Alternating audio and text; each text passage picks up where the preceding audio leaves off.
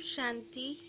27 सितंबर 2020 की अव्यक्त बाप दादा की रिवाइज कोर्स मुरली 27/3/86 की।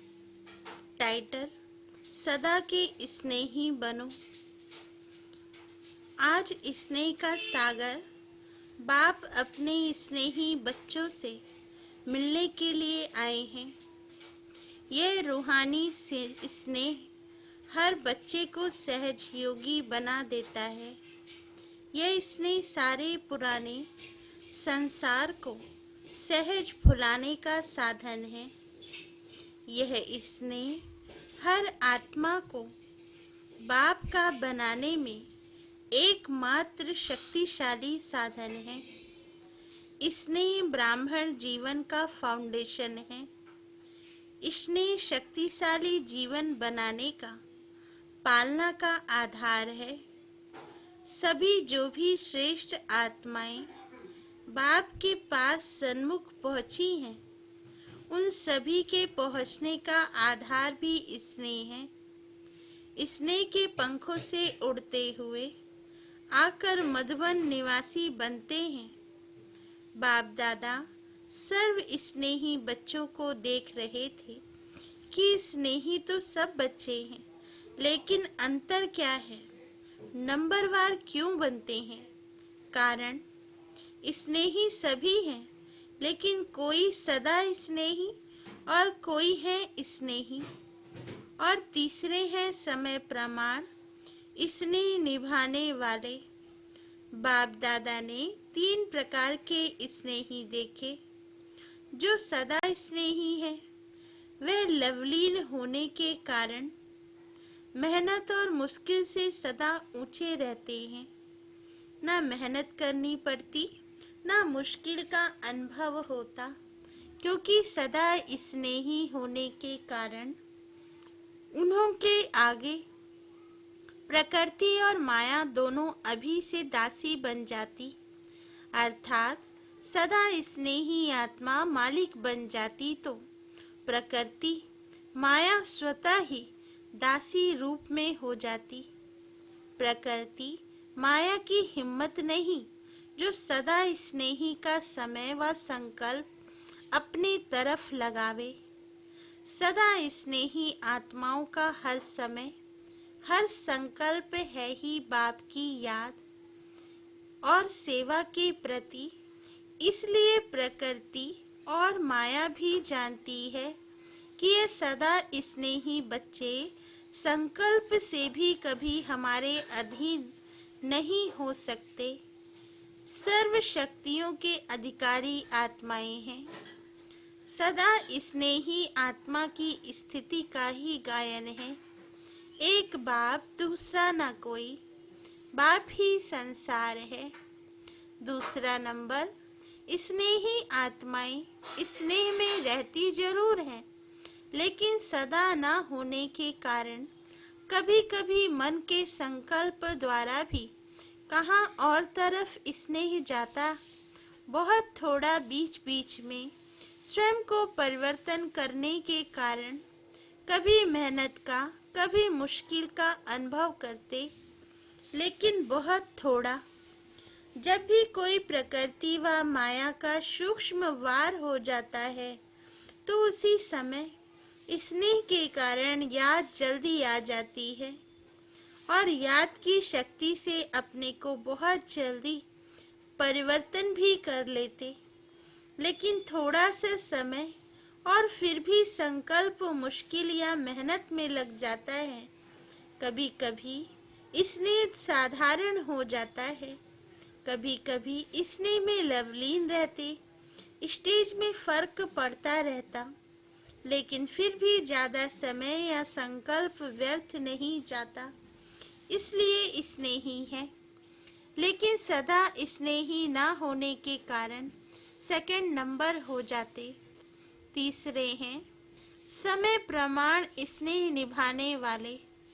ऐसी आत्माएं समझती हैं कि सच्चा स्नेह सिवाय बाप के और कोई से मिल नहीं सकता, और यही रूहानी स्नेह सदा के लिए श्रेष्ठ बनाने वाला है। ज्ञान अर्थात समझ पूरी है और यही स्नेही जीवन प्रिय भी लगती है।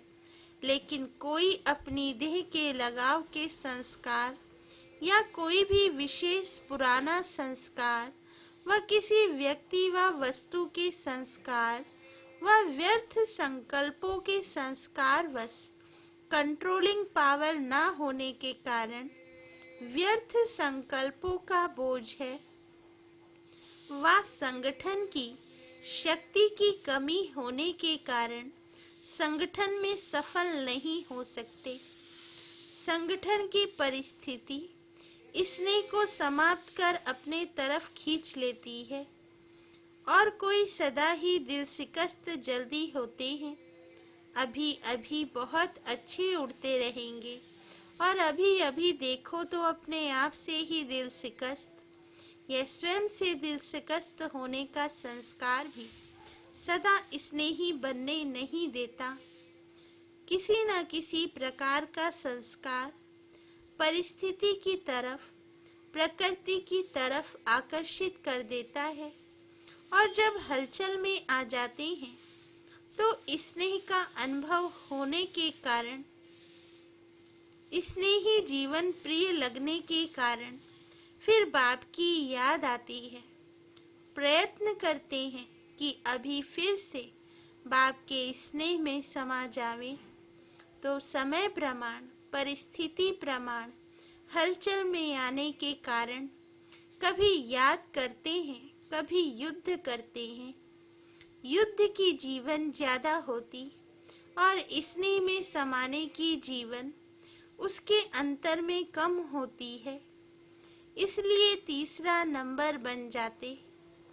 फिर भी विश्व की सर्व आत्माओं से तीसरा नंबर भी अति श्रेष्ठ ही कहेंगे, क्योंकि बाप को पहचाना, बाप के बने, ब्राह्मण परिवार के बने, ऊंचते ऊंची ब्राह्मण आत्माएं ब्रह्मा कुमार ब्रह्मा कुमारी कहलाते। इसलिए दुनिया के अंतर में वह भी श्रेष्ठ आत्माएं हैं, लेकिन संपूर्णता के अंतर में तीसरा नंबर है। तो स्नेही सभी हैं, लेकिन नंबर वार हैं। नंबर 1 सदा स्नेही आत्माएं, सदा कमल पुष्प समान न्यारी और बाप की अति प्यारी है। स्नेही आत्माएं न्यारी हैं, प्यारी भी हैं, लेकिन बाप समान शक्तिशाली विजयी नहीं है, लवलीन नहीं है, लेकिन स्नेही है। उन्हों का विशेष यही स्लोगन है, तुम्हारे हैं तुम्हारे रहेंगे। सदा यह गीत गाते रहते, फिर भी स्नेह है, इसलिए 80% सेफ रहते हैं। लेकिन फिर भी कभी कभी शब्द आ जाता, सदा शब्द कभी नहीं आता।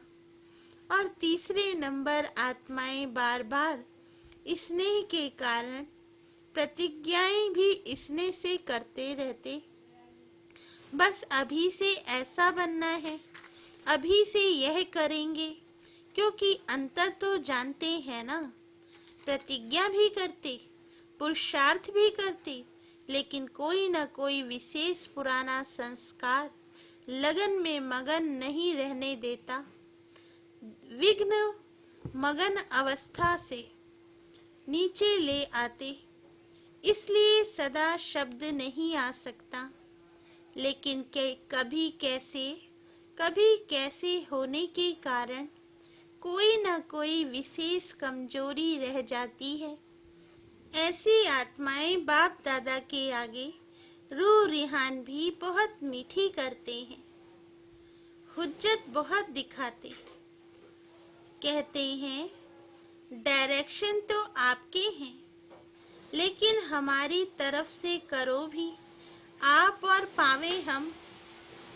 हुज्जत से स्नेह से कहते, जब आपने अपना बनाया है तो आप ही जानो। बाप कहते हैं, बाप तो जाने, लेकिन बच्चे माने तो सही। लेकिन बच्चे हुज्जत से यही कहते कि हम माने ना माने, आपको मानना ही पड़ेगा। तो बाप को फिर भी बच्चों पर रहम आता है कि है तो ब्राह्मण बच्चे, इसलिए स्वयं भी निमित्त बनी हुई आत्माओं द्वारा विशेष शक्ति देते हैं। लेकिन कोई शक्ति लेकर बदल भी जाते और कोई शक्ति मिलते भी अपने संस्कारों में मस्त होने के कारण शक्ति को धारण नहीं कर सकते। जैसे कोई ताकत की चीज खिलाओ और वह खावे ही नहीं तो क्या करेंगे। बाप विशेष शक्ति भी देते हैं और कोई कोई धीरे धीरे शक्तिशाली बनते बनते तीसरे नंबर से दूसरे नंबर में भी आ भी जाते। लेकिन कोई कोई बहुत अलबेले होने के कारण जितना लेना चाहिए उतना नहीं ले सकते। तीनों प्रकार के स्नेही बच्चे हैं। टाइटल सभी का स्नेही बच्चे हैं, लेकिन नंबर वार है। बाप दादा बोले, आज जर्मनी वालों का टर्न है। सारा ही ग्रुप नंबर 1 है ना। नंबर 1 समीप रत्न है, क्योंकि जो समान होते हैं वो ही समीप रहते हैं। शरीर से भले कितना भी दूर हो, लेकिन दिल से इतने नजदीक हैं जो रहते ही दिल में हैं। स्वयं बाप के दिल तख्त पर रहते हैं। उन्हों के दिल में स्वतः ही बाप के सिवाय और कोई नहीं, क्योंकि ब्राह्मण जीवन में बाप ने दिल का ही सौदा किया है। दिल ली और दिल दी, दिल का सौदा किया है ना। दिल से बाप के साथ रहते हो। शरीर से तो कोई कहाँ रहते। सभी को यहाँ रखें तो क्या बैठ करेंगे। सेवा के लिए तो मधुबन में साथ रहने वालों को भी बाहर भेजना पड़ा, नहीं तो विश्व की सेवा कैसे होती। बाप से भी प्यार है तो सेवा से भी प्यार है, इसलिए ड्रामा अनुसार भिन्न भिन्न स्थानों पर पहुंच गए हो और वहां ही सेवा के निमित्त बन गए हो। तो यह भी ड्रामा में पार्ट नूंधा हुआ है। अपने हमजिन्स की सेवा के निमित्त बन गए। जर्मनी वाले सदा खुश रहने वाले हैं ना। जब बाप से सदा का वर्षा इतना सहज मिल रहा है, तो सदा को छोड़ थोड़ा सा वह कभी कभी का क्यों लेवे। दाता दे रहा है तो लेने वाले कम क्यों लेवे। इसलिए सदा खुशी के झूले में झूलते रहो। सदा माया जीत प्रकृति जीत विजयी बन। विजय का नगारा विश्व के आगे जोर शोर से बजाओ। बाप दादा बोले, आजकल की आत्माएं विनाशी साधनों में या तो बहुत मस्त नशे में चूर हैं और या तो दुख शांति से थके हुए ऐसी गहरी नींद में सोए हुए जो छोटा आवाज सुनने वाले नहीं हैं। नशे में जो चूर होता है उनको हिलाना पड़ता है। गहरी नींद वाले को भी हिलाकर उठाना पड़ता है। तो हैम्बर्ग वाले क्या कर रहे हैं। अच्छा ही शक्तिशाली ग्रुप है। सभी की बाप और पढ़ाई से प्रीत अच्छी है। जिन्हों की पढ़ाई से प्रीत है वह सदा शक्तिशाली रहते। बाप अर्थात मुरलीधर से प्रीत माना मुरली से प्रीत। मुरली से प्रीत नहीं तो मुरलीधर से भी प्रीत नहीं। कितना भी कोई कहे कि मुझे बाप से प्यार है, लेकिन पढ़ाई के लिए टाइम नहीं, बाप नहीं मानते। जहाँ लगन होती है वहाँ कोई विघ्न ठहर नहीं सकते, स्वतः ही समाप्त हो जाएंगे। पढ़ाई की प्रीत, मुरली से प्रीत वाले विघ्नों को सहज पार कर लेते हैं। उड़ती कला द्वारा स्वयं ऊंचे हो जाते। विघ्न नीचे रह जाते। उड़ती कला वाले के लिए पहाड़ भी एक पत्थर समान है। पढ़ाई से प्रीत रखने वालों के लिए बहाना कोई नहीं होता। प्रीत मुश्किल को सहज कर देती है। एक मुरली से प्यार, पढ़ाई से प्यार और परिवार का प्यार किला बन जाता है। किले में रहने वाले सेफ हो जाते हैं। इस ग्रुप को यह दोनों विशेषताएं आगे बढ़ा रही हैं। पढ़ाई और परिवार के प्यार के कारण एक दो को प्यार के प्रभाव से समीप बना देते। और फिर निमित्त आत्मा पुष्पाल भी प्यार वाली मिली। स्नेह भाषा को नहीं देखता। स्नेह की भाषा सभी भाषाओं से श्रेष्ठ है। सभी उनको याद कर रहे हैं। बाप दादा को भी याद है। अच्छा ही प्रत्यक्ष प्रमाण देख रहे हैं। सेवा की वृद्धि हो रही है।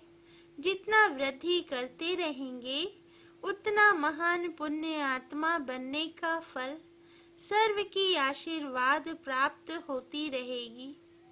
पुण्य आत्मा ही पूज्य आत्मा बनती है। अभी पुण्य आत्मा नहीं तो भविष्य में पूज्य आत्मा नहीं बन सकते। पुण्य आत्मा बनना भी जरूरी है। अच्छा, अव्यक्त मुरली से चुने हुए प्रश्न उत्तर। फर्स्ट प्रश्न, ब्राह्मण जीवन का विशेष गुण, श्रृंगार व खजाना कौन सा है? उत्तर, संतुष्टता। जैसे कोई प्रिय वस्तु होती है तो प्रिय वस्तु को छोड़ते नहीं हैं। संतुष्टता विशेषता है। ब्राह्मण जीवन के परिवर्तन का विशेष दर्पण है। जहाँ संतुष्टता है वहाँ खुशी जरूर है। यदि ब्राह्मण जीवन में संतुष्टता नहीं तो वह साधारण जीवन है। सेकंड प्रश्न, संतुष्ट मणियों की विशेषता क्या होगी? उत्तर, संतुष्ट मणियां कभी किसी भी कारण से स्वयं से, अन्य आत्माओं से, अपने संस्कारों से, वायुमंडल के प्रभाव से असंतुष्ट नहीं हो सकती। वे ऐसे कभी नहीं कहेंगी कि हम तो संतुष्ट हैं लेकिन दूसरे असंतुष्ट करते हैं। कुछ भी हो जाए, संतुष्ट मणियां अपने संतुष्टता की विशेषता को छोड़ नहीं सकती। थर्ड प्रश्न, जो सदा संतुष्ट रहते हैं उनकी निशानियां क्या होंगी? उत्तर, फर्स्ट पॉइंट, जो सदा संतुष्ट रहता है उसके प्रति स्वतः सभी का स्नेह रहता, क्योंकि संतुष्टता ब्राह्मण परिवार का स्नेही बना देती है। सेकंड पॉइंट, संतुष्ट आत्मा को सभी स्वयं ही समीप लाने व हर श्रेष्ठ कार्य में सहयोगी बनाने का प्रयत्न करेंगे। थर्ड पॉइंट, संतुष्टता की विशेषता स्वयं ही हर कार्य में गोल्डन चांसलर बना देती है।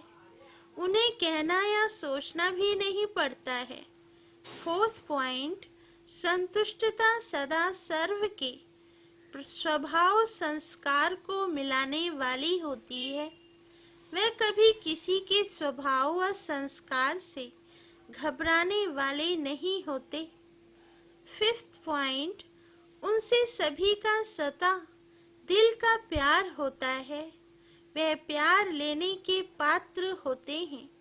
संतुष्टता ही उस आत्मा की पहचान दिलाती है। हर एक की दिल होगी, इनसे बात करें, इनसे बैठें। सिक्स पॉइंट, संतुष्ट आत्माएं सदा माया जीत है, क्योंकि आज्ञाकारी हैं। सदा मर्यादा की लकीर के अंदर रहते हैं। माया को दूर से ही पहचान लेते हैं। फोर्थ प्रश्न, यदि समय पर माया को पहचान नहीं पाते, बार बार धोखा खा लेते, तो उसका कारण क्या? उत्तर: पहचान कम होने का कारण है सदा बाप की श्रेष्ठ मत पर नहीं चलते हैं। कोई समय चलते हैं, कोई समय नहीं। कोई समय याद करते हैं, कोई समय नहीं। कोई समय उमंग उत्साह में रहेंगे, कोई समय नहीं।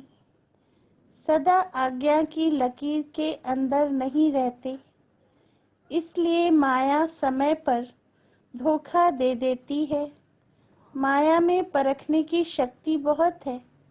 माया देखती है कि इस समय यह कमजोर है, तो उस कमजोरी द्वारा अपना बना देती है। माया के आने का रास्ता है ही कमजोरी। प्रश्न 5। मायाजीत बनने का सहज साधन कौन सा है? उत्तर: सदा बाप के साथ रहो। साथ रहना अर्थात स्वतः मर्यादाओं की लकीर के अंदर रहना। फिर एक एक विकार के पीछे विजयी बनने की मेहनत करने से छूट जाएंगे। साथ रहो तो जैसा बाप वैसे आप, संग का रंग स्वतः ही लग जाएगा। इसलिए बीज को छोड़ सिर्फ शाखाओं को काटने की मेहनत नहीं करो। आज काम जीत बन गए, कल क्रोध जीत बन गए, नहीं सदा विजयी। सिर्फ बीज रूप को साथ रखो तो माया का बीज ऐसे भस्म हो जाएगा जो फिर कभी उस बीज से अंश भी नहीं निकल सकता। वरदान: हर आत्मा को हिम्मत, उल्लास दिलाने वाले रहमदिल विश्व कल्याणकारी भव। वरदान का सार: कभी भी ब्राह्मण परिवार में किसी कमजोर आत्मा को तुम कमजोर हो ऐसे नहीं कहना। आप रहमदिल विश्व कल्याणकारी बच्चों के मुख से सदैव हर आत्मा के प्रति शुभ बोल निकलने चाहिए। दिल शिकस्त बनाने वाले नहीं। चाहे कोई कितना भी कमजोर हो, उसे इशारा या शिक्षा भी देनी हो तो पहले समर्थ बनाकर फिर शिक्षा दो। पहले धरनी पर हिम्मत और उत्साह का हल चलाओ, फिर बीज डालो तो सहज हर बीज का फल निकलेगा। इससे विश्व कल्याण की सेवा तीव्र हो जाएगी। स्लोगन: बाप की दुआएं लेते हुए सदा भरपूरता का अनुभव करो। अच्छा, ओम शांति।